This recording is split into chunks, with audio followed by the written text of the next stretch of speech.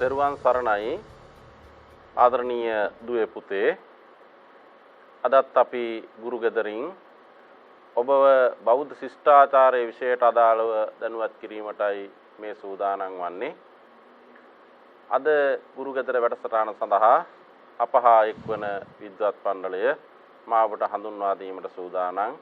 ඒ අනුව ජාතික අධ්‍යාපන ආයතනයේ ආගම් ආසාර ධර්ම අධ්‍යාපන දෙපාර්තමේන්තුවේ සහකාර කතිකාචාර්ය GRMA ගම්ලත් මැතිතුමන් අපි බොහොම ආදරයෙන් පිළිගනු ලබනවා.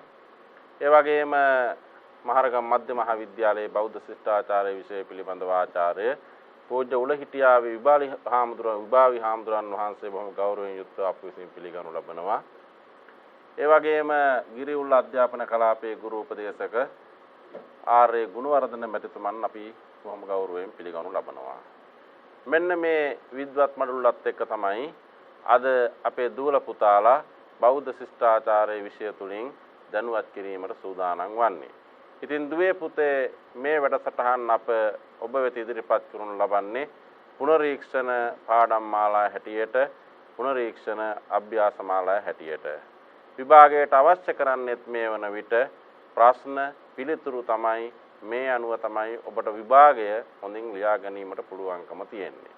ඒ අනුව අද දවසේ අප ඔබ දැනුවත් කිරීමට සූදානම් වන්නේ බෞද්ධ ශිෂ්ටාචාරයේ විෂය නිර්දේශයේ 5 වන නිපුණතාව හා සම්බන්ධව. 5 වන නිපුණතාවය හා සම්බන්ධව ඔබව දැනුවත් කරනවා පරිසරය, ආර්ථිකය මේ ආදී වශයෙන් මේ මාතෘකාවට තමයි ඔබ අප දැනුවත් කරන්නේ. අද මේ වැඩසටහන තුළින් විශේෂයෙන් අපි ඉදිරිපත් කරන්නේ බෞද්ධ ශිෂ්ටාචාරයේ ප්‍රශ්න පත්‍රයේ දෙවැනි ප්‍රශ්න පත්‍රයේ පළමු කොටසට අදාළව සූදානම් කරපු ආදර්ශ ප්‍රශ්න හා පිළිතුරු කිහිපයකුයි ඔබ සමග සාකච්ඡා කිරීමට මේ සූදානම් වන්නේ. මට මතකයි මම පහුගිය දිනක වැඩසටහනකදී ඔබව දැනුවත් කරා දෙවන ප්‍රශ්න පත්‍රයේ පළමු කොටසට කෙටි ප්‍රශ්න 5ක් ඉදිරිපත් කරන එක ප්‍රශ්නයකට ඒ ප්‍රශ්න 5ට පිළිතුරු ලබා දීමේදී ලකුණු දීමේ පටිපාටියත් පිළිබඳව මා ඔබව දැනුවත් කරා. පළවෙනි ප්‍රශ්නයේ ප්‍රධාන ප්‍රශ්නේ පළවෙනි කොටසට ලකුණු 2යි, දෙවෙනි කොටසට ලකුණු 3යි, තුන්වෙනි කොටසට ලකුණු 4යි, හතරවෙනි කොටසට ලකුණු 5යි, පස්වෙනි කොටසට ලකුණු 6යි. මා අද මේ පිළිබඳව ගොඩාක් විස්තර කරන්න යන්නේ නැහැ. පිළිතුර ක්‍රමික සංවර්ධනයක් ඔස්සේ ගලා යා යුතු බව ඔබට මේ තුලින් වැටහෙනවා. ප්‍රශ්න මහා ප්‍රශ්නකදී කෙටි ප්‍රශ්න 5ක් අහනම කොටස් 5කින් ඔබව ඒ සඳහා පිළිතුරු ලිවීමේදී සැලකිලිමත් වෙන්නට ඕන. පිළිතුර කෙසේද ඔබ ලියන්නේ? පිළිතුරේ සීමාව කෙසේ සකස් වේ යුතුද? වඩා වේලාවක් අරගෙන අනවශ්‍ය විස්තර ලිව්වොත් ඔබට වෙන අවාසි. මෙන්න මේ වගේ මේ සියලු කරුණු කෙරෙහි දැනුවත් වෙමින් මේ වැඩසටහනට ඔබ අද නරඹන්න දෙවැනි ප්‍රශ්න පත්‍රයේ පළමු කොටසට අදාළව අප විසින් සකස් කර ආදර්ශ ප්‍රශ්න පත්‍රයක මේ වෙලාව ඔබට ඉදිරිපත් කරන්නේ. එහෙනම් දුවේ පුතේ මා වැඩි ඒ පිළිබඳව විස්තර කියන කාලය ගන්නේ නැහැ. ඔබ මේ පිළිබඳව දැනුවත් වෙලා සිටින්නේ. එහෙමනම් අද දිනේ අපේ විද්වත් මණ්ඩලය සමග ඒ ප්‍රශ්න උත්තර සාකච්ඡා කිරීමටයි මේ සූදානම් වන්නේ. එහෙමනම් මා මුලින්ම මේ 5 වන නිපුණතාවට අදාළවයි මේ ප්‍රශ්න පත්‍රය සකස් කරලා තියෙන්නේ.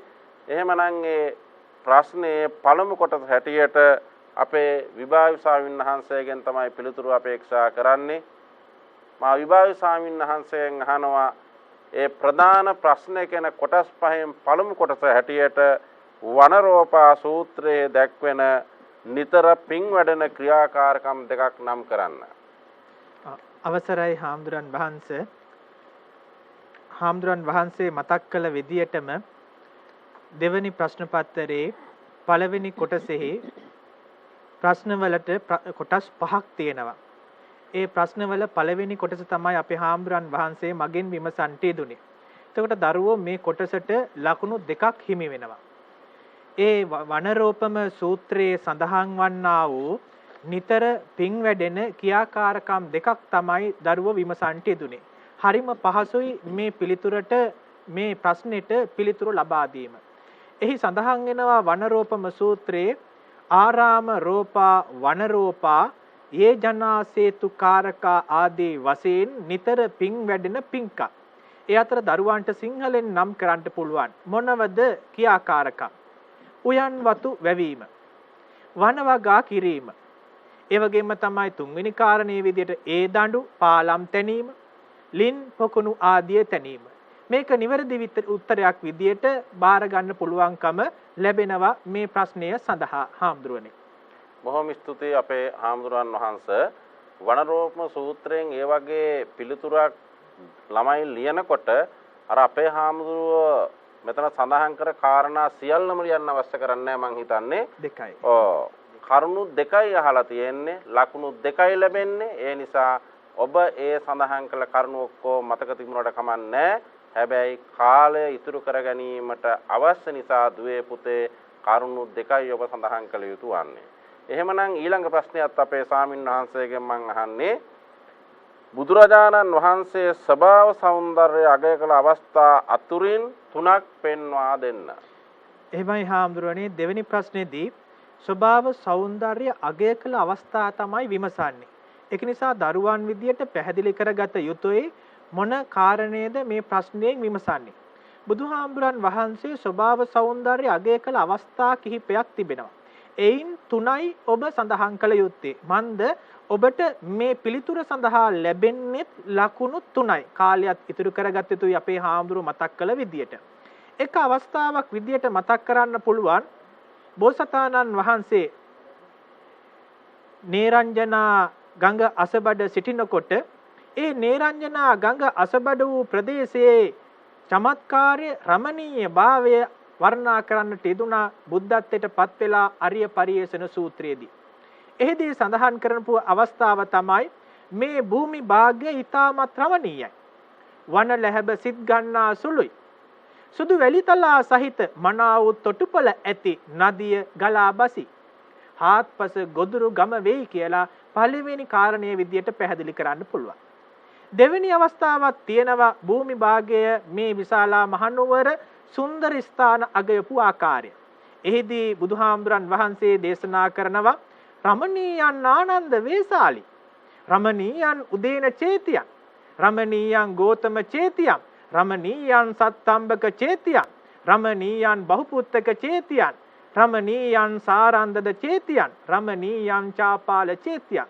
මෙතෙන්දෙත් බුදුහාමුදුරන් වහන්සේ විශාලා මහනුවර තිබුණා වූ චෛත්‍යයන් කිහිපයක්, ස්ථාන කිහිපයක් වර්ණනා කරන්නට යෙදුණා. කොහොමද? විසල්පුරේ රමණීයයි, උදේනපුරේ රමණීයයි, ගෝතම්බක චෛත්‍ය ගෝතමකර චෛත්‍ය රමණීයයි, සත්තම්බක චෛත්‍ය රමණීයයි, බහුපුත්තක සාරන්දද චාපාල වැනි චෛත්‍ය රමණීය බවට බුදුහාමුදුරන් වහන්සේ දේශනා කරන්නට යෙදුණා.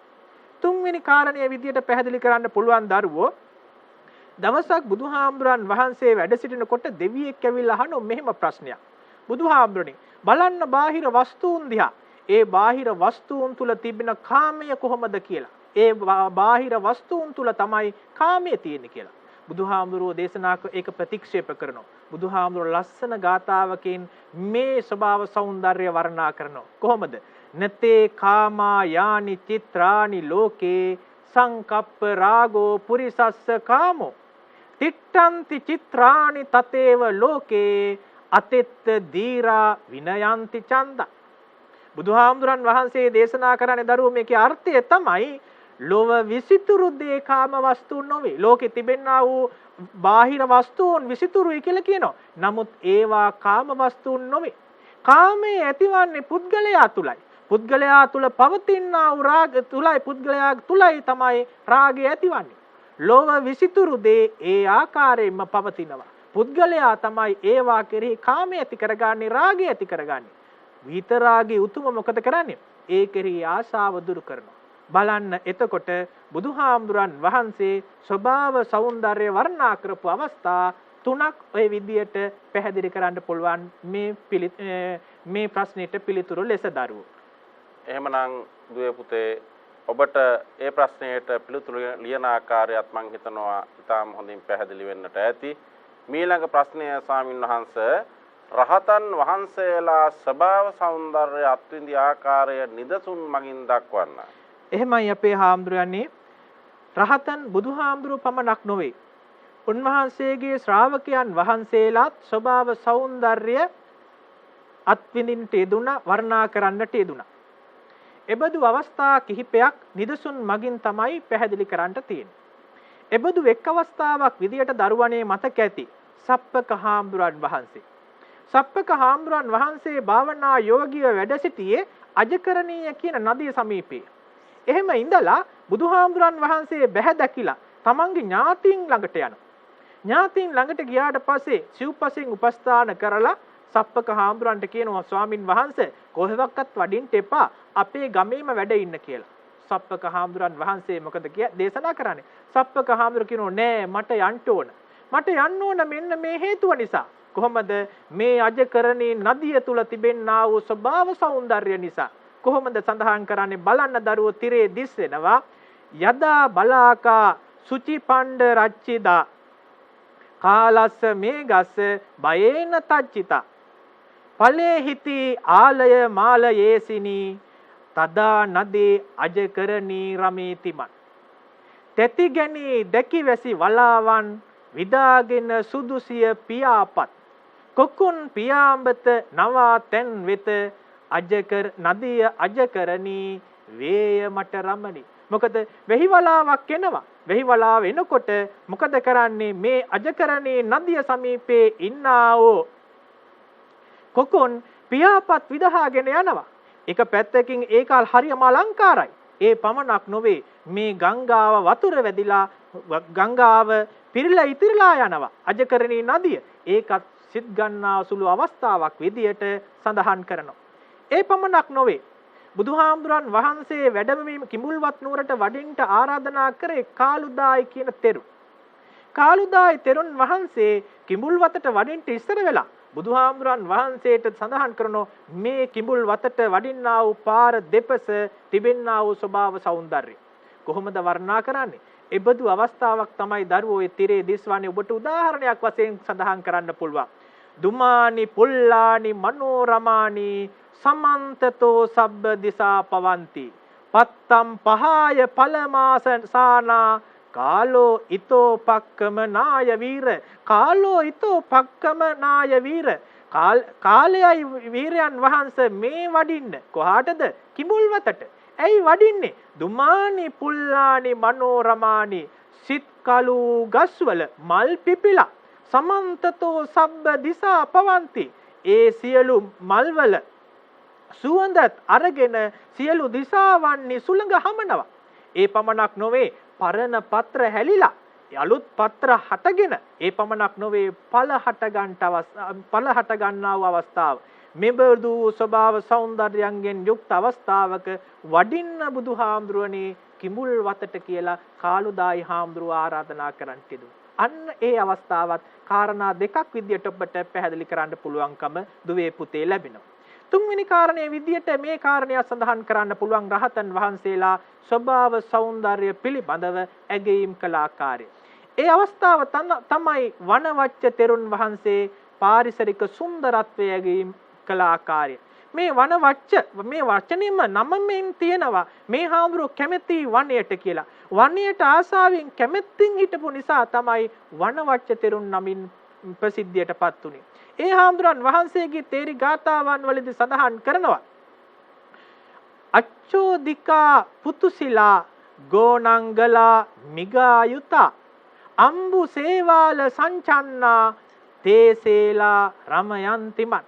හාමුදුරන් වහන්සේ සඳහන් කරන්නේ ඊතා පිරිසිදු නිල්දිය රඳනා ඒ වගේම වානරයන් මුවන් සමූහ වශයෙන් සැරිසරන්නා වූ ඒ පමණක් නොවේ ගල්වල දියසෙවල් වලින් යුක්ත මේ වනාන්තරය මාගේ සිත පිනා ගියා කියලා. මේ විදියට උදාහරණ විදියට මතක් කරන්න පුළුවන්. එපමණක් නොවේ දරුවෝ. තාලපුට තේරගාථා, සුභූති තේරගාථා ආදී තේරගාථාවලිනුත් ඔබට මේ පිළිබඳව උදාහරණ පැහැදිලි කරන්න පුළුවන්. නමුත් කාල වේලාව සීමිතයි දරුවෝ. මොකද ලකුණු 4ක් ලැබෙන්නේ. ඒ ලකුණු 4ට අදාළව ඔබ මේ පිළිතුර ගොනු කරන්න ඕන අපේ හාමුදුරනේ. බොහොම ස්තුතියි අපේ හාමුදුරනේ. මීළඟ ඒ ප්‍රශ්නයේ 4 වෙනි කොටස හැටියට මා ඔබ වහන්සේට ඉදිරිපත් කරනවා සෞන්දර්ය රසාස්වාදය පිළිබඳ බෞද්ධ ඉගැන්වීම් පුජ්‍යල ජීවිතයේ ගුණාත්මක සංවර්ධනය සඳහා ඉවහල් කරගත හැකි ආකාරය විමර්ශනය කරන්න. දරුවෝ මේ ප්‍රශ්نين අහන්නේ අපේ ස්වභාව සෞන්දර්ය රසාස්වාදයේ පිළිබඳ බෞද්ධ ඉගැන්වීම කොහොමද ජීවිතයේ ගුණාත්මක සංවර්ධනය සඳහා ඉවහල් කරගන්නේ. එතකොට මෙතනින් ඔබ පැහැදිලි කළ යුත්තේ ගුණාත්මක සංවර්ධනය ඇති කරගන්නේ කොහොමද කියලා. එතකොට බලන්න දරුවෝ බුදුසමයේ සෞන්දර්ය රසාස්වාදයේ යනුවෙන් පිළිගන්නේ සංවේදීත්වය හා බුද්ධි සංකලනය වූ ආකල්පයකින් යමක් වින්දනය කිරීමයි. සංවේදී වෙන්න ඕන. ඒ පමණක් නොවේ. බුද්ධි සංකලනකින් යුක්තව වින්දනය කරන්න ඕන. විරාගික උතුමන් උපාදානයෙන් තොරව තමයි සෞන්දර්ය රසාස්වාදය ඇති කරේ. රාගික පුද්ගලයන් දැඩි වල්ලා ගැනීමෙන් යුක්තව තමයි සෞන්දර්ය රසාස්වාදනය ඇති කරගනිද්දී විරාගික උතුමන් මොකද කරේ? අනුපාදනයෙන් යුක්තව තමයි ස්වභාව සෞන්දර්ය රස වින්දනය කළේ. බෞද්ධ චින්තනයට අනුව පුද්ගලයාගේ චරිතය භාවමය වශයෙන් හා බුද්ධිමය වශයෙන් සංවර්ධනය වෙනකොට එතකොට අපේ චරිතය භාවමය වශයෙන් උත් බුද්ධිමය වශයෙන් උත් සංවර්ධනය වෙනවා. මොකද්ද මේ දරුවෝ භාවමය සංවර්ධනයක් ඇති වෙනවා කියලා කියන්නේ? භාවමය සංවර්ධනයක් ඇති වෙනවා කියලා කියන්නේ සංවේදනාත්මක අංශයේ සංවර්ධනය. මොකද්ද? අපි තුල ඇති වෙන්න ඕන යමක් දිහා බලලා අප තුල සද්ධාව ඇති වෙන්න ඕන. ඒ විතරකුත් නෙමෙයි මෛත්‍රිය ඇති වෙන්න ඕන. දයාව ඇති වෙන්න ඕන. කරුණාව, අනුකම්පාව, මෘදු බව, ආදරය යනාදී මානසික මානව ගුණාංග විකසිත වන්නේ පුද්ගලයාගේ මෙන්න මේ සංවේදනාත්මක අංශයේ සංවර්ධනයයි. අන්න ඒ තුලින් මේ ස්වභාව සෞන්දර්යයට සහෘද භාවයට ලං වෙන්න පුද්ගලයාට ඉඩ කඩ ලැබෙනවා. ඒ වගේම මලක සුන්දරත්වයේ දකින ප්‍රබුද්ධයා ඒකේ වර්ණයේද සුගන්ධයද විඳ ගන්නවා. ඒක භාවමය දියුණුව තුලින් තමයි ඒ වින්දනය ඇති කරගන්නේ.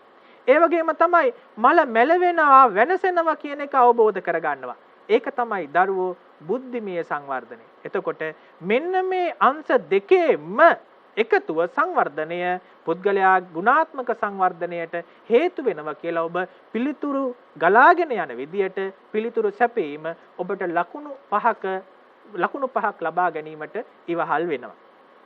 බොහොම ස්තුතියි අපේ හාමුදුරනේ. ඊළඟ කොටසත් ඒ ප්‍රශ්නේ අපේ හාමුදුරන්ටමයි යොමු කරන්නේ.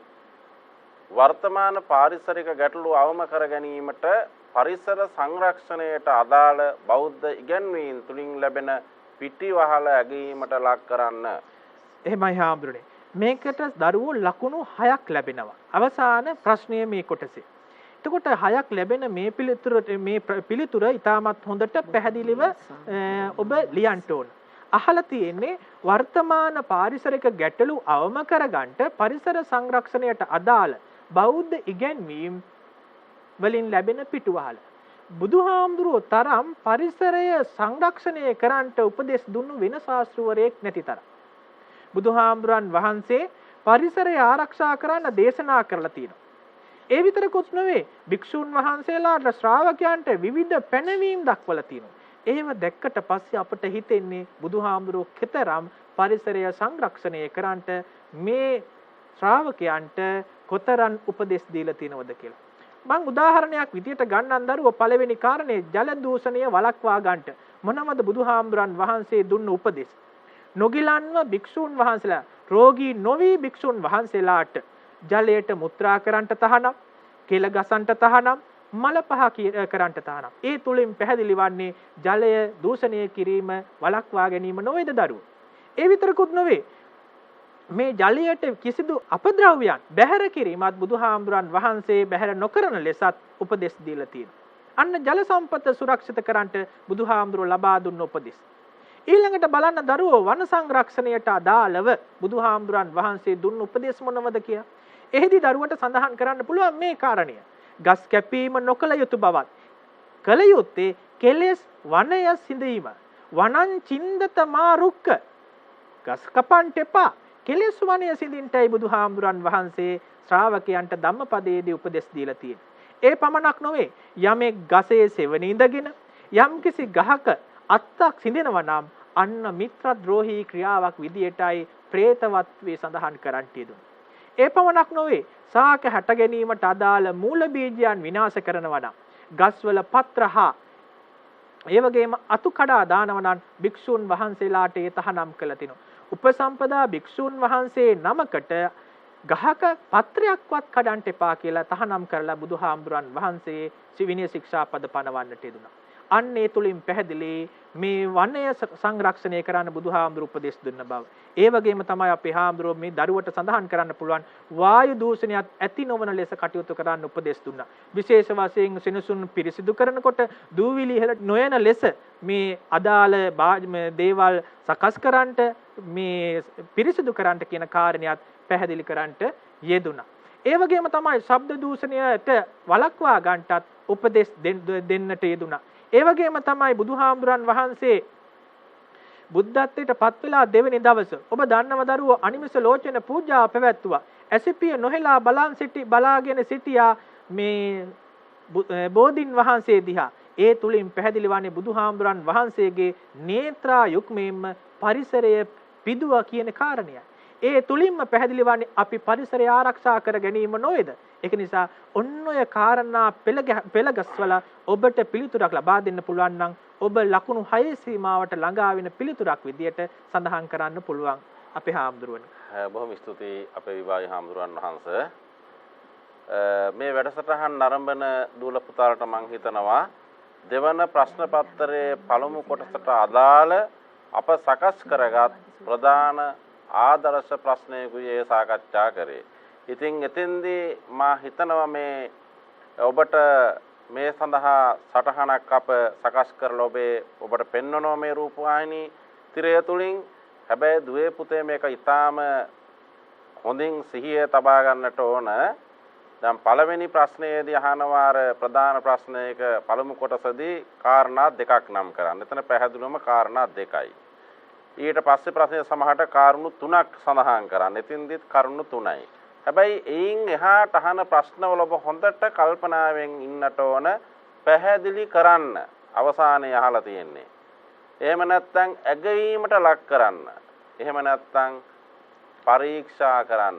මේ වගේ ප්‍රශ්නයක් ඔබට ඔබෙන් අහන විට මේ තිරය ඔබට දිස්සුනේ කරුණු වශයෙන් තමයි දිස්සුනේ. නමුත් ඒ කරුණු වශයෙන් තිබුණ කාරණා අපේ හාමුදුරුව එකින් එක ඊටාම් පැහැදිලිව විග්‍රහ කරන්නට යෙදුණා. පැහැදිලි කරන්නට යෙදුණා. ඇගීමට ලක් කරා. පරීක්ෂා කරා.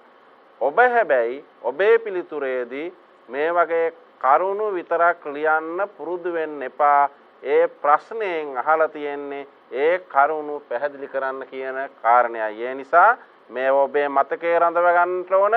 හැබැයි විචාරශීලී බුද්ධිය, පැහැදිලි කිරීමේ බුද්ධිය ඔබේ දැනුම් මත තමයි රඳා පවතින්නේ. ඒ නිසා දුවේ පුතේ මේවා නිකන් අහලා බලලා විතරක් නෙවෙයි, පුළුවන් තරම් පිළිතුරු ලියලම ඔබේ දැනුම් වර්ධනය කරගන්න කියලා මතක් කරමින් මා මේ පස්වන නිපුණතාවට අදාළ ඊළඟට අප සකස් කරගත් ආදර්ශ ප්‍රධාන ප්‍රශ්නයක් යොමු කරන්නේ අපේ සහකාර කතිකාචාර්ය ජී.ආර්.එම්.ඒ. ගම්ලත් මැතිතුමන්ට. ඒ ප්‍රශ්නයේ පළමු කොටස හැටියට මා ඔබතුමාගෙන් අහනවා බුදුරජාණන් වහන්සේ විසින් නිර්දේශිත දැහැමි ධනෝපායන මාර්ග දෙකක් නම් කරන්න. අවසරයි අපේ නායක හම්දුරනේ. ඔබ වහන්සේ යොමු කළ ප්‍රශ්නයට අනුව දෙවෙනි ප්‍රශ්නේ පළවෙනි කොටස විදිහට බුදුරජාණන් වහන්සේ විසින් නිර්දේශ කරන ලද දැහැමි ධනෝපායන මාර්ග සූත්‍ර ගණනාවක සඳහන් වෙනවා. ඒ පිළිබඳ වැඩිදුරටත් සඳහන් වෙන්නේ සවිස්තරව සඳහන් වෙන්නේ සිංහාලෝවාද සූත්‍රයේ. ඒ ආකාරයට දරුවෝ අපිට මේ බුදුරජාණන් වහන්සේ විසින් නිර්දේශිත දැහැමි ධනෝපායන මාර්ග නම් කරනකොට ඔබට තීරේ දැන් දිස්වෙයි. මම මේ දැහැමි ධනෝපායන මාර්ග ගණනාවක් ඔබට සාකච්ඡා කරනවා. නමුත් ඔබ මේකෙන් ලිවිය යුත්තේ දෙකක් පමණයි. මෙතෙන්දී අපේ නායක හම්දුර ඔබට පැහැදිලි කරලා දුන්නා. කසි, වනිජ්‍ය, ගෝරක්ත, ඉස්සත්ත, රාජපෝරිස, සිප්පඤ්ඤතර මේ ආකාරයට දැහැමි ධනෝපායන මාර්ග ගණනාවක්. කසි කියන්නේ කෘෂි කර්මාන්ත කටයුතු. වනිජ්‍ය කියන්නේ වාණිජ්‍ය කටයුතු. ගෝරක්ත කියන්නේ ගව පාලන කටයුතු. ඉස්සත්ත කියන්නේ හමුදා සේවය. රාජපෝරිස කියන්නේ රාජ්‍ය සේවය. ඒ වගේ සිප්පඤ්ඤතර කියන්නේ වෙනත් කර්මාන්ත. මේ වෙනත් කර්මාන්ත අතරතුර පේශ කර්මාන්තේ, කුඹල් කර්මාන්තේ, අත්තරං කර්මාන්තේ, වඩු කර්මාන්තේ, ලෝකුරු කර්මාන්තේ මේ වගේ කර්මාන්ත ගණනාවක් තිබුණා. හැබැයි මේ සියලුම කර්මාන්ත දැහැමිව කළ යුතුයි. ඒක නිසා දරුවෝ මම මේ 6ක් සටහන් කරලා තිනවා. ඊට අමතරව මේ වෙනත් ශිල්ප ක්‍රම සටහන් කරලා තිනවා. මේකෙන් ප්‍රධාන කරුණු දෙකක් විතරක් මේ පිළිතුරට ලිව්වොත් සෑහීමකටපත් වෙන්න පුළුවන්. බොහොම ස්තුතියි කමලත් මහත්මයා. මීළඟ ප්‍රශ්නය ඔබතුමාගෙන්මයි මා අසන්න බලාපොරොත්තු වෙන්නේ. ධනය පරිහරණයට අදාළ රාශිය සූත්‍රයේ දැක්වෙන පරිභෝජන දර්ශනයන් 3ක් පෙන්වා දෙන්න. එහෙමයි අපේ නායක හඳුරන්නේ. මේ රාශිය සූත්‍රයේ මේ විදියට ඒ කියන්නේ ආකාරයට සඳහන් වෙනකොට රාශිය සූත්‍රයේ සඳහන් වෙනවා දරුවෝ අගතිතෝ අමුච්චිතෝ අනජ්ජාපන්නෝ ආදීනව දස්සාවි නිස්සරණ සම්පඤ්ඤෝ කියලා මේක සඳහන් වෙනවා pāli පාඨ ඇසුරෙන්. ඉතින් මේ රාශිය සූත්‍රයේ සඳහන් වෙන මේ කරුණු කාරණා මේ pāli පාඨ ටික නැති වුණත් මේක සරලව සිංහලෙන් අර්ථකථනය කිරීමත් වටිනවා. මොකද මේකේ කරුණු 3යි අහන්නේ. මම මේ රාශිය සූත්‍රයේ සඳහන් වෙන කරුණු 5ම මෙතන සටහන් කරලා තියෙනවා. අගතිතෝ කියලා කියන්නේ භෝග සම්පatti නොඇලී කටයුතු කරන්න ඕනි කියන එක. අමුච්චිතෝ කියලා කියන්නේ භෝග සම්පatti මුසපත් නොවි කටයුතු කිරීම කියන එකයි. අනජ්ජාපන්නෝ කියන්නේ වහල් නොවි නැත්තම් යටත් නොවි දැඩිසේ නොඇලී නොගැටී කටයුතු කරන්න ඕනි කියන එකයි. ඊට පස්සේ ආදීනව දස්සාවි කියන්නේ ආදීනව දකිමින් කටයුතු කරන්න ඕනි. නිස්සරණ පඤ්ඤෝ කියලා කියන්නේ මිදීම පිළිබඳව ප්‍රඥාවෙන් දකිමින් ඒ ගැන කටයුතු කරන්න ඕනි. මෙන්න මේ කියන දර්ශක වලින් 3ක් සටහන් කිරීම මේ පිළිතුරට සෑහෙනවා අපේ නායක හඳුරන්නේ. බොහොම ස්තුතියි. මීළඟ ප්‍රශ්නයත් මම ඔබතුමාගෙන්මයි යොමු කිරීමට බලාපොරොත්තු වෙන්නේ. සමජීවිකතාව මූලාශ්‍රයානුසාරයෙන් පහදන්න.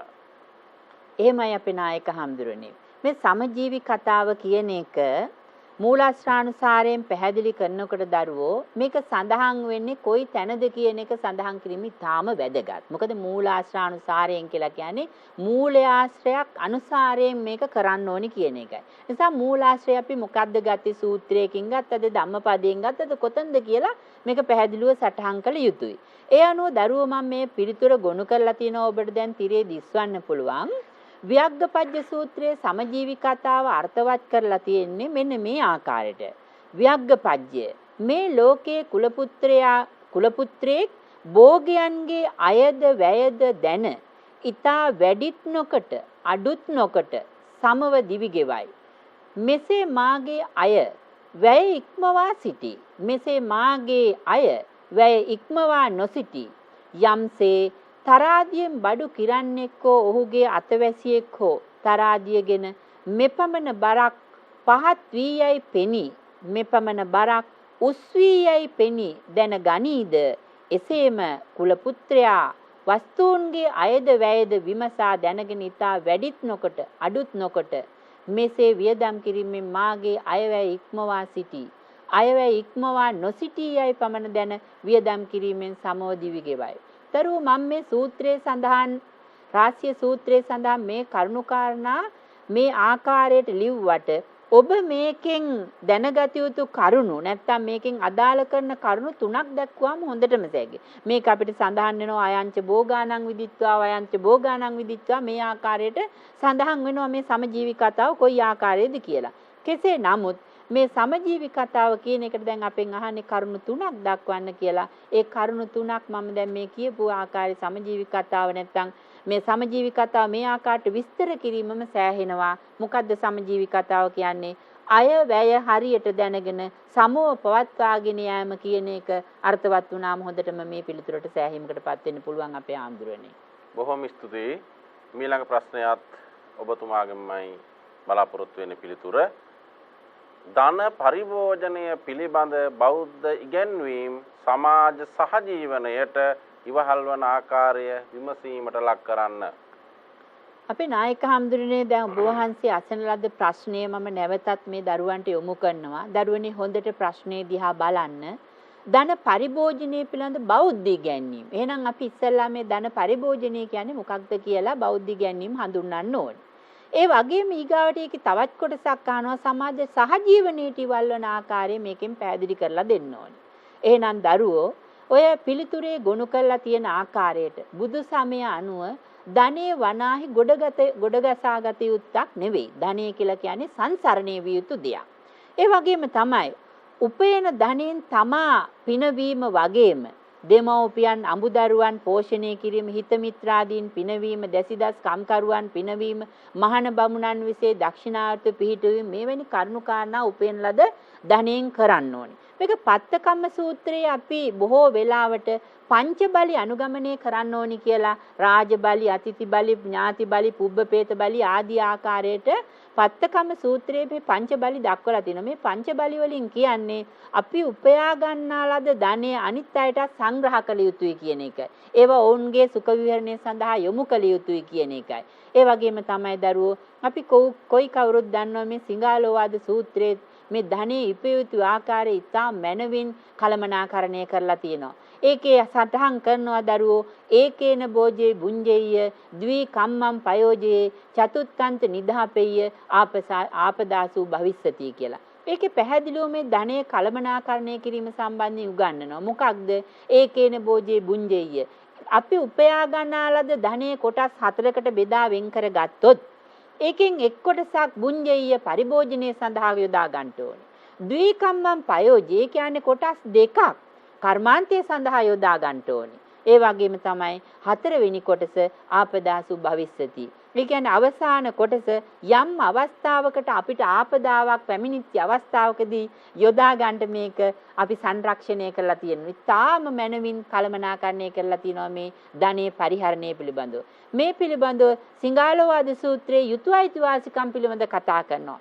සදිසාව පිළිබඳවත් යුතු අයිතිවාසිකම් පිළිබඳවත් මේක කතා කරලා තියෙනවා. ඒ වගේම තමයි සත්පුරුෂයාගේ ධනෙ පස්පිවීමෙන් සැදී සිහිල් දිය පිරුණු රකුසන් අරක් නොගත් විලක් මෙන් බොහෝ දෙනාගේ යහපතට හේතු වන බව අපුත්තක සූත්‍රයේ දේශනා කරලා තියෙනවා. ඒ වගේම දරුවනේ සුරාව, සූදුව, කාම මිත්‍යාචාරය කියන වැනි සමාජයට හානි වන දුස්චරිත සඳහා උපයාගත් සම්පත් නොයදිය යුතුයි. මේවා යෙදීමෙන් සිද්ධ වෙන්නේ ධනෙ අර අපිට පරාභව සූත්‍රයේ කියන්න වගේ ලද්දන් විනාශේති තම් පරාභවතෝ මුකන් උපේන දද ධනය මෙන්න මේ වගේ කටයුතු වලට යෑමෙන් විනාශයටපත් වෙනවා. ඒ ආකාරයට මෙන්න මේ විදිහට දරුවනේ මේ ප්‍රශ්නෙට පිළිතුරු ගොනු කළා මේක සාකච්ඡා කරන්න ඕනි. මොකද මේක ලකුණු 5ක ප්‍රශ්නයක්. මෙන්න මේ ආකාරයට මම මේ දැනුවත් කර ආකාරයට සූත්‍රාගත කරුණු වලින් මේ පිළිතුර ලිවීමට ඔබට සම්පූර්ණ ලකුණු ලබා ගැනීමට හිමි වෙනවා අපේ හාමුදුරුවනේ. බොහොම ස්තුතියි සහකාර කතිකාචාර්යතුමනි. ඊළඟ ප්‍රශ්නයත් ඔබතුමාට මම යොමු කරන්නේ ධනෝපාර්ජනය හා ශ්‍රමය අතර පවත්නා අන්‍යෝන්‍ය සම්බන්ධය බෞද්ධ ඉගැන්වීම් ඇසුරෙන් පැහැදිලි කරන්න. දරුවනේ ඔබට මේ පස්වෙනි කොටසෙත් පැහැදිලි අහලා තියෙන ප්‍රශ්නේ මොකක්ද කියලා. ධනෝපාර්ජනය ධනෙ ඉපීම හා ශ්‍රමය අතර පවත්නා අන්‍යෝන්‍ය සම්බන්ධතාවය. අපි ධනෙ කොහොමද උපයන්න ඕනේ? ඒ සඳහා ශ්‍රමය වැය කරන්න ඕනි කොහොමද? මෙන්න මේ ආකාරයට බෞද්ධ ඉගැන්වීම් රාශියක් තියෙනවා දරුවෝ.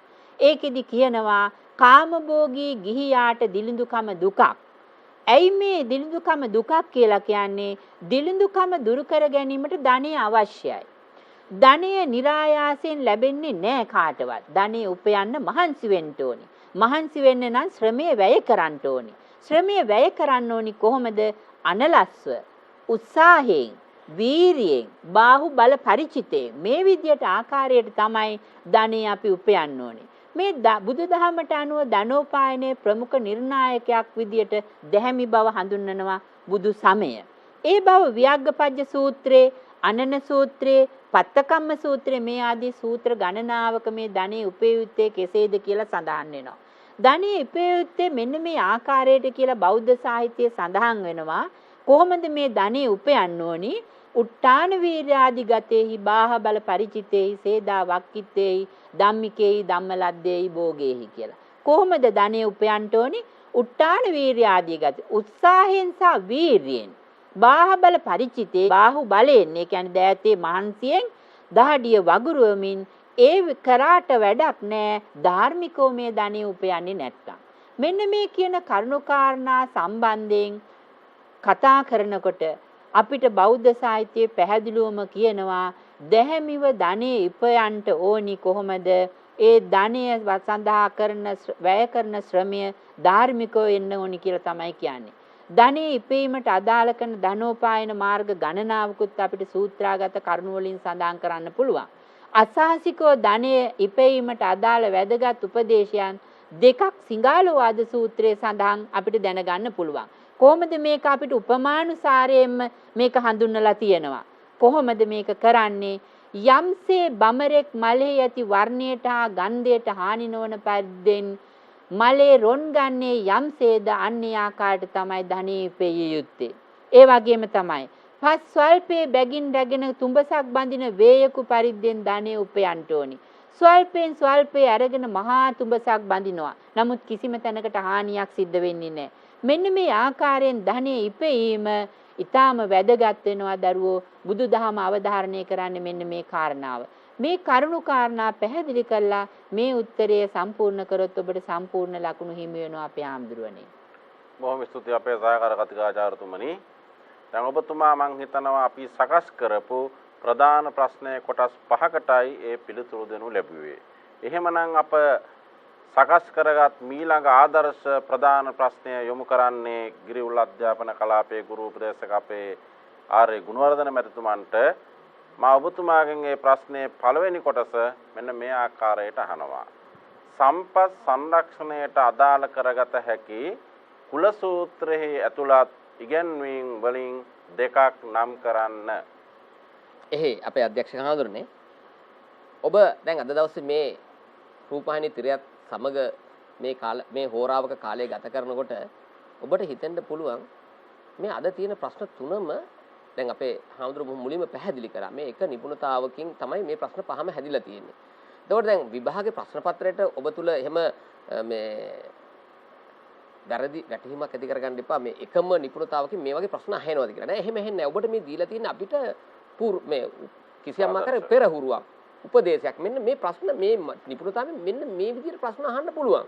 එහෙම ආවොත් අපි මොනවද ලියන්න ඕනේ? ඒ නිසා අපි මේ නිපුණතාවම ආවරණය වෙන විදිහට තමයි මේ ප්‍රශ්න ටික හදලා තියෙන්නේ. ඉතින් මම හිතන්නේ තාමත්ම සාර්ථක පිළිතුරක් ලියන්න අවශ්‍ය මඟ පෙන්වීමක් අපේ විද්වතුන් අපේ දෙපොළ විසින් ඉතාමත් හොඳින් ඉදිරිපත් කරා. දැන් අපේ හඳුරු දැන් තුන්වෙනි ප්‍රශ්නෙන් මට ඉදිරිපත් කරපු තමයි මොකද්ද මේ සම්පත් සංරක්ෂණයට අදාළ කර ඇති කුල සූත්‍රය. සම්පත් සංරක්ෂණයට අදාළ ඉගැන්වීම් සූත්‍ර රාශියක තියෙනවා. දැන් අපිට පුතේ මේ නිපුණතාවය මේ කුල සූත්‍රය කියන එක තමතක කරන්න මොකද නිර්දේශ කරලා තියෙනවා. ඒ කුල නිර්දේශ කියලා කියන්නේ කුල සූත්‍රයේ කොහොමද මේ ආර්ථිකයත් එක්ක සම්බන්ධ වෙන්නේ කියන එක පිළිබඳව යමක් කතා කරන්න තියෙනවා. ඉතින් ඒක නිසා තමයි මේ අනුසාරයෙන් ඇහුවේ. අංගුත්තර නිකායේ චතුත්ථ නිපාතේ ඔය කුල සූත්‍රයේ පුතේ කාරණා 4ක් සඳහන් කරනවා. හරිද? සම්පත් සංරක්ෂණයට අදාළ කාරණා 4ක් සඳහන් කරලා තියෙනවා. ඉතින් මම හිතන්නේ මීට පෙර ආතුවත් අපේ නායක හඳුරෝ වගේම අර අපේ හාමුදුරුවෝ සහ ගම්ලස්ස පැහැදිලි කරා මේ කියන අපි මේ තිරේ දක්වන සියලුම දේවල් ලියන්නේ නැහැ. මේකට අහන්නේ දෙකයිනේ. ඒතකොට දැන් මේ මම 4ක් ඉදිරිපත් කරලා තියෙනවා දක්වලා තියෙනවා. හැබැයි ඉතින් ඔබට මේ හතරෙන් මොකක් හරි දෙකක් එක පිළිවෙලක් ඕනේ නැහැ. ඔබට මතක තියෙනවා නම් දෙකක්. ඒ දෙකක් ලියලා දාන්න. හැබැයි මේ කුල සූත්‍රයට අනුගත වෙන්න ඕනේ. ඒකයි මේක හයිලයිට් කරලා අපි ප්‍රදාන කරලා තියෙනවා ප්‍රමුඛ කරලා තියෙනවා කුල සූත්‍රය කියලා. මොකද්ද? නට්ටංග වේසන්ති. නැසන සම්පත් උපයන්න ඕනේ. බලන්න කොච්චර වටිනවද කියලා පුතේ. මේවා ගැන ඇත්තටම මේක විනාඩි 10ක් 15ක් කතා කරන්න ඕන මාතෘකාවක් මේ නට්ටංග වේසන්ති කියන කාරණාව පිළිබඳව. අපේ දරුවන්ට අද මේක අතිශයින්ම වැදගත් වෙනවා. මේවා ගැන එච්චර හොයන්න දඟලන්නේ නැහැ. ඊළඟට දෙවෙනි එක ජින්නම් පටිසංකරොත්ති. දි รา පත් වෙන දේ ප්‍රතිසංස්කරණය කරන්න ඕනේ. එතකොට ඒ කාරණාව මෙතනින් පැහැදිලි වෙන්න ඕනේ. ඊළඟට තුන්වෙනි කාරණාව තමයි පරිමිත පාන භෝජන හොಂತಿ. පරිමිත පාන භෝජන හොಂತಿ. මොකක්ද ඒ කියන්නේ? සීමාවන් දැනගෙන පරිභෝජනය කරන්න ඕනේ. සීමාවන් දැනගෙන පරිභෝජනය කරන්න ඕනේ කියන කාරණාව. බලන්න පුතේ අද හිතලා අපි පරිභෝජන රටාව ওই විදිහට සිද්ධ වෙනවද කියලා. හරි වටිනවා. ඊළඟට හතරවෙනි කාරණාව හැටියට දක්වන්නේ සීලවන්තං ඉත්තිං වා පුරුසං වා ආදිපච්චේට හපෙන්ති. මොකද්ද පුතේ කිව්වේ? ඔව් ඒක කිව්වේ ආදිපත්‍ය යම් කිසි නිවසක හෝ ආයතනයක හෝ ආදිපත්‍ය දරනවා නම් ස්ත්‍රියක් හෝ පුරුෂයෙක් එයා සිල්වතෙක් වෙන්න ඕනේ. එහෙම සිල්වතෙක් වුණොත් ධනය ආරක්ෂා වෙනවා. ඉතින් පාලි පාට ඕනේ නැහැ. එහෙම අපි නිර්දේශ අපි අනිවාර්ය කරලා නැහැ. නේද? නමුත් එහි අන්තර්ගතයේ හරියට ලියවෙන්න ඕනේ පුතේ. එතකොට එහෙමනම් අපි හඳුන්නේ ලකුණු දෙකක් ගන්න. අපි මේ ඉදිරිපත් කරපු කාරණා හතරෙන් ඔබ සංක්ෂිප්තව කාරණා දෙකක් ලිව්වනම් ඔබට ලකුණු ලැබෙනවා. ලකුණු දෙකක් අපි හඳුන්නේ. බොහොම ස්තුතියි අපේ ගුරු උපදේශකතුමනි. මීළඟ ප්‍රශ්නයත් ඔබතුමාගෙන්ම තමයි විමසන්නේ. ගිහියන් සඳහා නිර්දේශිත චතුර්විධ සුඛය හඳුන්වා දෙන්න. ඔව්. මට මතක් වෙන්නේ පස්වෙනි නිපුණතාවයේ අවසාන නිපුණතා මට්ටම තමයි මේ සැපය පිළිබඳව. ඒතකොට දැන් එතනදී විශේෂයෙන්ම ගිහියන් සඳහා දැන් සැප ප්‍රභේද කීපයක් පිළිබඳව එතන සාකච්ඡා කරනවා. එතනදී අපිට විශේෂයෙන්ම මේ ගිහියන් සඳහා නිර්දේශිත චතුර්විධ සුඛය හඳුන්වා දෙන්න කියලා තමයි කියන්නේ. එතකොට දැන් මේකෙදි මුකුත් නැහැ. ඔබට ලකුණු 3යිනේ හම්බෙන්නේ. ආයි මේ ගැන ලොකු විස්තරයක් කරන්න හම්බෙන්නේ නැහැ. ඒ නිසා ඔබට මේ සැප හතර කෙටියෙන් හඳුන්වා දීමක් විතරයි කරන්න තියෙන්නේ. මොනවද මේ සැප හතර? ඒක ඔබට දැන් හොඳට මතකයි දුවේ පුතේ. කටපාඩම් මම දන්නවා හොඳට ඔබට දැන් මේ වෙනකොට කටපාඩම් ඕවා. ඔව් පළවෙනි එක මොකද්ද? අත්ති සුඛය. පළවෙනි එක අත්ති සුඛය. මොකද්ද අත්ති සුඛය කියලා කියන්නේ? හරි. ඔව්. ධාර්මිකව උපයාගත් ධනයක් Tamanට තියෙනවයි කියලා සතුටු වෙන එක. ඔච්චරයි ඒකෙන් ලියන්න ඕනේ. ඒතකොට දැන් ඔන්න ඒ ගැන ඒක හරි. ඒතකොට ඊට පස්සේ කියනවා මොකද්ද? දෙවෙනි එක භෝග සුඛය. භෝග සුඛය කියලා කියන්නේ ධාර්මිකය උපයා සපයාගත් ධනය පරිභෝජනය කරනකොට ලබන සැපත. පරිභෝජනය කරනකොට ලබන සතුට තමයි භෝග සුඛය කියලා කියන්නේ. හැබැයි ඒක ධාර්මිකව උපයාගත් එකක් වෙන්න ඕනේ. ඊළඟට තුන්වෙනි එක අනන සුඛය. මොකද පුතේ අනන සුඛය කියලා කියන්නේ? හරි. ඔව් මොකද්ද? මම කිසිම කෙනෙකුට අල්ප හෝ ණයක් සුළුවෙන් හෝ කිසි කෙනෙකුට මම ණයක් නැහැ කියලා කිසියම් පුද්ගලයෙකුට සතුටු වෙන්න පුළුවන් නම් අන්න ඒක අනන සුඛය. ඊළඟට හතරවෙනි එක තමයි අනවජ්‍ය සුඛය. අනවජ්‍ය සුඛය කියලා කියන්නේ මොකද්ද? ඔව් අන්න හරි. මොකද්ද? නිවැරදි කාය කර්මෙන්, නිවැරදි වචී කර්මෙන්, නිවැරදි මනෝ කර්මෙන් යුක්තව පුද්ගලයෙක් ලබන සතුට. ඒ කියන්නේ කයින්, වචනෙන් සහ නේද? මනසින් මම වැරදි විදියට මගේ ඒ ක්‍රියාකලාපයන් නැහැ. එහෙම මම ධනෙ උපයන්නේ නැහැ. වචනේ බොරු කියලා මම ධනෙ උපයන්නේ නැහැ.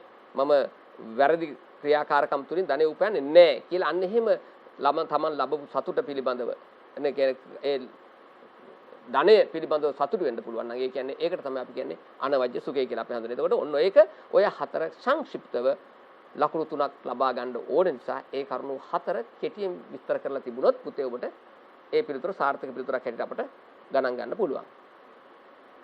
බොහොම ස්තුතියි ගුරු උපදේශකතුමනි. ඔබට යොමු කරන මීළඟ ප්‍රශ්නය චතුර්විධ සුඛය පුජ්‍යල සහජීවනයට උපකාරී වන අයුරු පෙන්වා දෙන්න. චතුර්විධ සුඛය පුජ්‍යල සහජීවනයට. දැන් මේක හරි අන්න පුතේ දැන් අරට වඩා චුට්ටක් වෙනස්නේ. අර සැප හතරම තමයි. දැන් මෙතන සැප හතර හඳුන්වලා දීලා ප්‍රමාණවත් වෙන්නේ නැහැ. හරිද? මේකේ තියෙන තව කොටසක්. මොකද්ද? සහජීවනය. මේ චතුර්විධ සුඛය පුජ්‍යල සහජීවනයට කොහොමද උපකාරී වෙන්නේ කියන කාරණාව ඔබ විස්තර කරන්න ඕනේ. දැන් එතනදී දැන් මේ අපි දන්නවනේ අංගුත්තර නිකායේ මේකත් සඳහන් වෙන්නේ අංගුත්තර නිකායේ චතුත්ථ නිපාතයේ අනන සූත්‍රයේනේ. එතකොට අර අනේ පිටු සිටන්නන්ට මේ සැප හතර පිළිබඳව කරපු විස්තරය තමයි මේකේ අන්තර්ගත වෙලා තියෙන්නේ. දැන් ඒකෙදී පුතේ දැන් කොහොමද මේ අත්ති සුඛය සමාජ සහජීවනයට උපකාරී වෙන්නේ? දැන් මොකක්ද අත්ති සුඛය කියලා කියන්නේ? අර උත්ථාන වීරයෙන් බාහු බලයෙන් දහදිය වගුරුවමින් ධාර්මිකව උපයාසපයාගත්තු ධනයක් තියෙනවා කියලා සතුට ලබන එකනේ.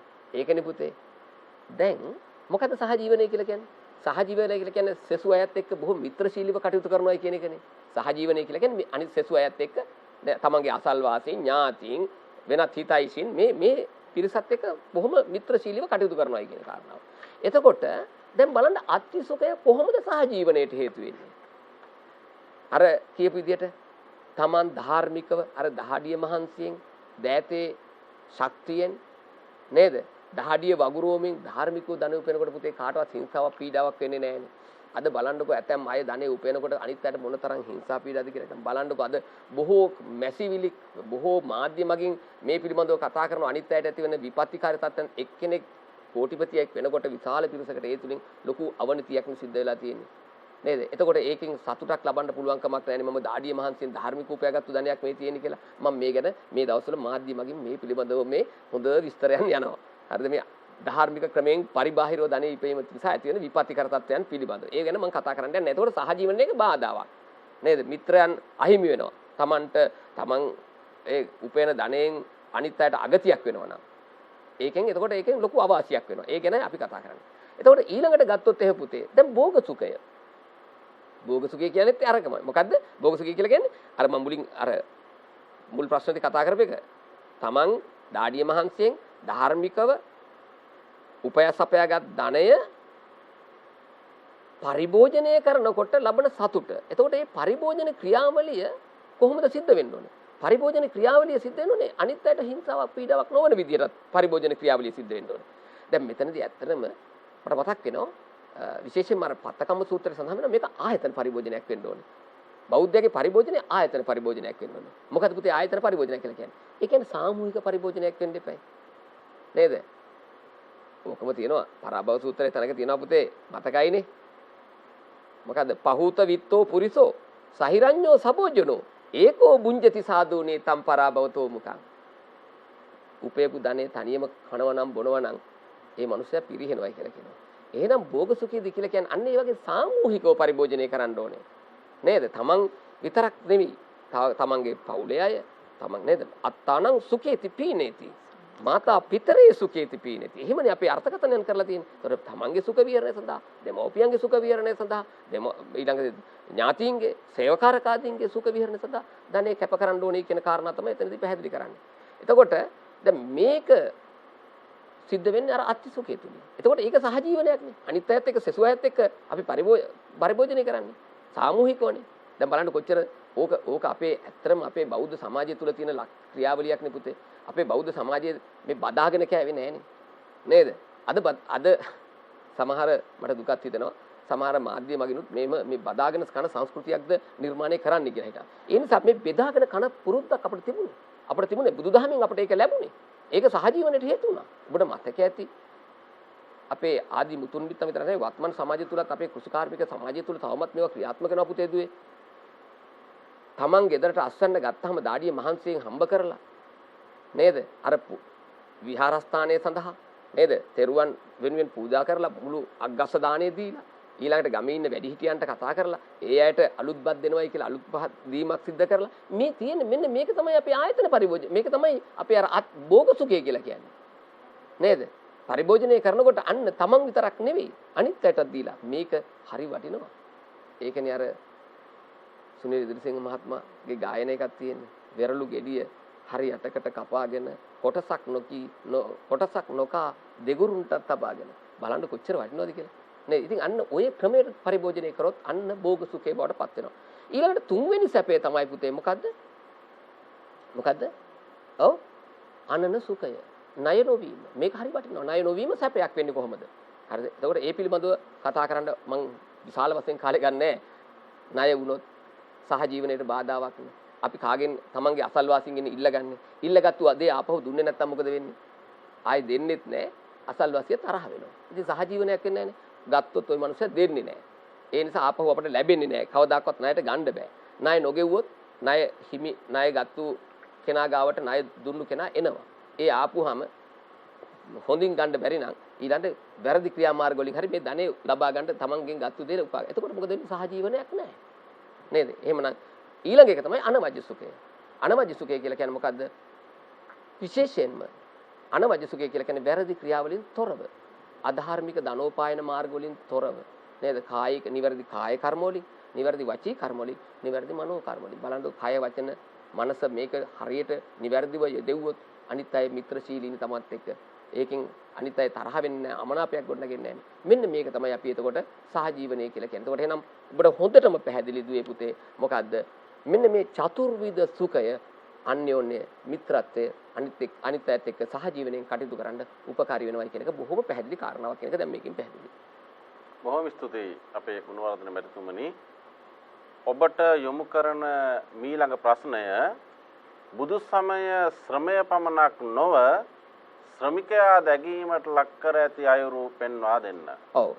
දැන් බුදු සමය තුල මේ දැන් ශ්‍රමයේ පමණක් නෙවෙයි ශ්‍රමිකයාත් දැකීමට ලක් කරනවා. ශ්‍රමය ගැන මම හිතන්නේ අපේ ගම්ලත් මෙතුමනුත් ඉතාමත් පැහැදිලිව කතා කරා ධනෝපාර්ජනය සඳහා ශ්‍රමය කොහොමද වෙන්නේ කියලා. ඒතකොට අපි දකිනවා ඒතකොට ශ්‍රමය කියන්නේ මොකක්ද කියලා ඒකනේ පැහැදිලි වුණා. ඒ නිසා මම ඒ ගැන වැඩියෙන් කතා කරන්න බලාපොරොත්තු වෙන්නේ නැහැ. දැන් බුදුරදුන් පහළ වෙන ಭಾರತೀಯ සමාජය තුල ගත්තොත් පුතේ මේ ශ්‍රමය ඇගීමට ලක් කරලා නැහැනේ. ඔබට පැහැදිලි ශ්‍රමය ඇගීමට ලක් වුණේ නැහැ කියලා හිතන්න. අර ශ්‍රමය කැප කරපු වෛශ්‍යයන්ට සහ ශුද්‍රයන්ට හිමි වෙච්ච තැන දිහා බලපුවම මේක සෝචනීයයිනේ. ඒ අය ගැන සැලකිල්ලක් දැක්වෙන්නේ. අන්න බලන්න බුදුහාමුදුරුවෝ. එහෙමනම් මේකෙන් පිරිස මුදව ගන්නත් එක්කම ශ්‍රමයේ වගේම ශ්‍රමිකයත් ඇගීමට ලක් කරලා තියෙනවා. දැන් ව්‍යග්ගපජ්ජ, අනන්න, පත්තකම්ම වගේ සූත්‍රවල මේ ශ්‍රමයේ තියෙන වැදගත්කමත් ශ්‍රමිකයන් පිළිබඳවත් ඇගීමට ලක් කරපු අවස්ථා අපිට දකින්න ලැබෙනවා. විශේෂයෙන්ම දැන් අර ඔබට පැහැදිලිනවා ඔය දැන් ඔබට තිරේ දිස්ස උත්ථාන වීරයෙන්, දාදී වගුරුමින් දෑතේ වීරයෙන් ධනෙ උපයන්නේ කියන කාරණාව ඔය තියෙන සූත්‍ර තුනේම බොහොම පැහැදිලිව සඳහන් කරලා තියෙනවා. මොකද්ද? ව්‍යග්ගපජ්ජ සූත්‍රෙත් තියෙනවා, පත්තකම්ම සූත්‍රෙත් තියෙනවා, අනන්න සූත්‍රෙත්. මේ තියෙන ශ්‍රමයේ වටිනාකමනේ මේකෙන් පැහැදිලි කරන්නේ. මේකෙන් පැහැදිලි කරන්නේ අත්‍තරම තියෙන ශ්‍රමයේ වැදගත්කම. මිනිස්සු ධනෙ උපයන්න ඕනේ ශ්‍රමයෙන් මෙන්න මේ විදිහට කැප කරලායි කියන කාරණාව. ඒ වගේම බුදුහාඳුරෝ බොහොම පැහැදිලිව සඳහන් කරලා තිනවා මේ අලසකම පුද්ගලයේ පරිහානියට හේතු වෙන කාරණාවක්. ඒ කියන්නේ ශ්‍රමයේ කැප නොකරන කෙනා අලසයෙක්නේ. ඒතොර එහෙනම් අලසයා බුදුදහමින් ප්‍රතික්ෂේප වෙනවා. ශ්‍රමිකයා ඇගීමට ලක් වෙනවා. ඒක හරි වටිනවනේ. එහෙනම් ශ්‍රමයේ තමයි එතනින් අගේ කරන්නේ. ඊළඟට බුදුහාඳුරෝ අංගුත්තර නිකායේ විශේෂයෙන්ම ඔය තතිය සූත්‍රයේ බොහොම පැහැදිලිව සඳහන් කරලා තිනවා මහණෙනි මම කුසීතකම වැනි අනර්ථයේ පිණිස පවතින කිසිම ධර්මයක් මම දකින්නේ නැහැ කියලා. ඒ කියන්නේ කුසීතකම බුදුහාඳුරන්ගේ දැඩි ලෙස අපහාසයට නැත්නම් දැඩි ලෙස පිළිකුලට භාජන වෙලා තියෙනවා කියන එක තමයි එකෙන් පැහැදිලි වෙන්නේ. ඒතකොට පුතේ ඊළඟට ඒ විතරක් නෙවෙයි. විශේෂයෙන්ම ධම්මපදයේ බොහොම පැහැදිලිව සඳහන් කරලා තියෙනවා කම්මැලියෙකුගේ වසර 100ක ජීවිතයට වඩා නේද? උත්සාහවන්තයාගේ එක දවසක ජීවිතේ හරි වටිනවා කියලා. අර තියෙන්නේ තිර දිස්සලා තියෙන යෝචේ වස්ස සතන් ජීවේ කුසිතෝ හීන වීරයන් කියන නේද? ඒ ධම්මපද ගාථාව තුළ බොහොම පැහැදිලිව සඳහන් කරලා තියෙන ඒක. ඊළඟට ඒ විතරක් නෙවෙයි. ඔය තව විශාල ප්‍රමාණයක් මේ ශ්‍රමයේ තියෙන වැදගත්කම කතා කරලා තියෙනවා. දැන් ඔය තවත් එක සූත්‍රයක් තමයි මම කියන්නම් පුතේ ඔය කුසීතාරම්භවත්තු සූත්‍රය. ඔය කුසීතාරම්භවත්තු සූත්‍රයේ සඳහන් වෙලා තියෙනවා කාරණා 8ක් ගැන කතා කරමින් කියනවා මේ ශ්‍රමයේ තියෙන වටිනාකම මේ කුසීතකමින් මිදිලා ක්‍රියාත්මක විය යුතු ආකාරය පිළිබඳව අංගුත්තර නිකායේ විශේෂයෙන්ම කුසීතාරම්භ සූත්‍රයේ වත්තු සූත්‍රයේ මේ ගැන සඳහන් වෙලා තියෙනවා. කොහොමද ඒක තියෙන්නේ? පළවෙනි එක තමයි ඔය තියෙන්නේ මම ඔක එකිනෙක ඔය 8ම කියන්න යන්නේ නැහැ. මොකද අපිට කාලය තියෙන්නේ බොහොම සීමා සහිත ප්‍රමාණය නිසා මම කියන්නේ නැහැ. ඔබට මේ තිරේ තියෙන දසුන දැකපුවාම මේකේ වටිනාකම කොතෙන්ද කියලා පැහැදිලි ඉදිරියට එකක් මම කියන්නම්. ඉදිරියට සිදු කිරීමට ඇති කාර්යයන් පිළිබඳව සිතා කළ යුතු දේ අදම කරන්න. නේද? හෙට ගැන හෙටට කල් තියන්න එපා. අද කරන්න ඕනේ දේ අදම කරන්න. මේක හරි වටිනවනේ. මේ අපිට ශිෂ්‍ය ජීවිතේට කොච්චර වටිනවද? නේ ඒක හෙට පාඩම් කරනවා කියලා එහෙම පස්සට දාන්න එපා. දැන් තේරුණානේ? හෙටම නෙවෙයි අදම කරන්න. ඒකයි වටින්නේ. ඊට පස්සේ වැඩක් නිම කරලා ඉවරනකොට දැන් මගේ වැඩ ඉවරයි කියලා නිකන් ඉඳපන්. තව මොනවද කරන්න තියෙන්නේ කියලා හොයලා බලන්න. නේද? බලන්න කොච්චර වටිනාකමක් ලබා දීලා තියෙනවද ශ්‍රමයට කියලා. එහෙනම් දැන් පැහැදිලිනේ. මම ඊටාත්ම සංක්ෂිප්තව කතා කරේ ශ්‍රමය ගැන. ඊළඟට බලන්න ශ්‍රමිකයා ඇගීමට ලක් කරපු අවස්ථාවන් පිළිබඳව. ඔව්. ඊළඟට තියෙනවා දැන් ওই කාරණා 8 ඉතා පැහැදිලිවට ඔන්න බලන්න සිංහාලවා සූත්‍රයේ බොහොම පැහැදිලිව කාරණා 5කින්. නේද? සේවකයා ගැන අගය කළ තමයි මෙතෙක් කල සේවකයාට නිසි තැනක් ලැබුණේ නැහැ බමුණු සමාජය තුල. බුදුහාමුදුරුවෝ තමයි පළමු වතාවට සේවකයාගේ වරප්‍රසාද ගැන අයිතිවාසිකම් පිළිබඳව කතා කරලා තියෙන්නේ. ඔන්න බලන්න පුතේ. නේද? ওই කාරණා පහත් ඔබ හොඳින් අවබෝධ කරගන්න තියෙනවා. එතකොට මොකද්ද? සේවකයාගේ ශ්‍රම ශක්තිය ප්‍රමාණයට වැඩ පවරන්න ඕනේ. මේ කාරණා ටික ඔබ හරියට අවබෝධ කරගත්තොත් සාර්ථක පිළිතුරකට යන්න පුළුවන් අපේ හදන්නේ. එතකොට දැන් ඔය හතරවෙනි කොටසට ලකුණු 5ක් ලැබෙන ප්‍රශ්නයකට ওই විදිහේ තොරතුරු ඇතුළත් විය යුතුයි. බොහොම ස්තුතියි ගුරු උපදේශකතුමනි. මීළඟ ප්‍රශ්නයත් ඔබතුමාටම යොමු කරන්නේ පොදු සම්පත් කළමනාකරණය පිළිබඳ ආරාමික නීති රීති හා සිරිත් විරිත් වත්මන් සමාජයට උපයෝගී කරගත හැකි ආකාරය ඇගීමට ලක් කරන්න.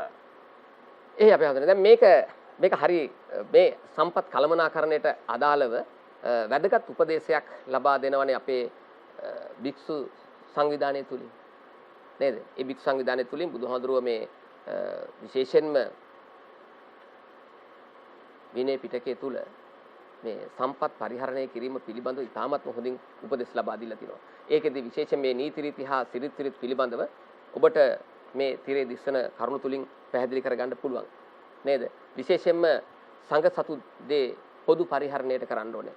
පෞද්ගලික පරිහරණයක් නෑ. සංඝ සතු දේ ඒ විදිහට පොදු පරිහරණයට කරන්න ඕනේ කියන කාරණාව ඉතාමත් හොඳින් පැහැදිලි කරලා තිනවා. දැන් විශේෂයෙන්ම චුල්ලවග්ගපාළියේ ওই වත්තක්ඛන්දකේ නේද? බොහොම පැහැදිලිව සඳහන් කරලා තිනවා ආගන්තුක වත, ආවාසික වත, පිණ්ඩචාරික වත, අරඤ්‍යක වත, සේනසන වත, චන්තාගර වත මේ පිළිබඳව මේකේ තියෙන්නේ මේ ඒ ක්‍රියාවලියදී විශේෂයෙන්ම අපි උදාහරණයක් හැට ගත්තොත් එහෙම මේ ආගන්තුක භික්ෂුවක් විහාරස්ථානයකට වැඩම කළොත් කොයි විදිහටද හැසිරෙන්න ඕනේ කියන කාරණා පිළිබඳව ඉතින් මේ හොඳින් විස්තර වෙලා තිනවා. ඒ වගේම සංඝ සංස්ථාවේ පරිපාලනය ගත්තොත් එහෙම ඒ පරිපාලනය සංඝයා වහන්සේ විසින්ම සිදු කරන්න ඕනේ. ආය වෙනම පරිපාලන විභාගයක් නැහැ. සංඝ සංස්ථාවේ පරිපාලනය සංඝයා වහන්සේ විසින්ම කරන්න ඕනේ. ඒකට තනතුරු බෙදා දීමක් කරලා තිනවා. නේද? ඒ සංඝ සංවිධානය තුල කරන පරිහරණයන් පිළිබඳව ඉතාමත්ම විධිමත්ව මනා සංවිධානාත්මකව කළමනාකරණය කරන්න අවශ්‍ය කටයුත්තක් කරලා තිනවා. කොහොමද සේනාසන ගහපක බත් උද්දේශක ආදි වශයෙන් සඳහන් වෙන්නේ ඒ කාරණා ටික. පුතේ අන්න ඒ සංකල්ප ටිකත් මෙතෙන්ට විශේෂයෙන්ම අවධානය යොමු. එතකොට අපේ කාල වේලාව නිසා දිගු විවරණයක් අපිට මේ අවස්ථාවේදී කරන්න නැහැ. ඔබ මේ ටික හරියට මේ තිරේ දිස්වන දේවල් සටහන් කරගත්තා නම් ඔබට සාර්ථක පිළිතුරකට යන්න පුළුවන් කියන කාරණාව මතක තියාගන්න. බොහොම ස්තුතියි ගුරු උපදේශකතුමනි. අපේ ගුරු ගෙදර වැඩසටහනින් අදත් අපේ කාලය කෙමෙන් නිමාවටපත් වෙමින් තමයි පවතින්නේ. ඒ නිසා දුවේ පුතේ විශේෂයෙන්ම ඔබ අපට යොමු කරන ප්‍රශ්නයක් තමයි මේ පිළිතුරු ලිවීමේදී පාලි පාඨම විතරක් ලිවිය යුතුද? එහෙම එකක් නෑ දුවේ පුතේ. පාලි පාඨ ඔබට අමතක නම් සිංහල තේරුමේවයි හොඳින් මතක තබාගෙන මේ විදිහට පිළිතුරු ලියන්න. අපි ඒ පිළිබඳව තවත් දවසක් ඔබත් සමග සාකච්ඡා කරනවා. එහෙමනම් මේ වෙලාවේදී විශේෂයෙන් මේ සම්බන්ධ වන අපේ විද්වත් මණ්ඩලයට විශේෂයෙන් ස්තුතිවන්ත වෙමින් ඔබට හොඳට විභාගය ලියලා ප්‍රශස්ත මට්ටමේ පිළිතුරක් ලියන්නට තවත් දවසකදී අපි හමු වෙනවා ඔබට උදව් කරන්නට. එහෙමනම් අද දවසේ මේ වැඩසටහනින් අපි නිමාව දකිනවා. සියලු දෙනාටම තෙරුවන් සරණයි.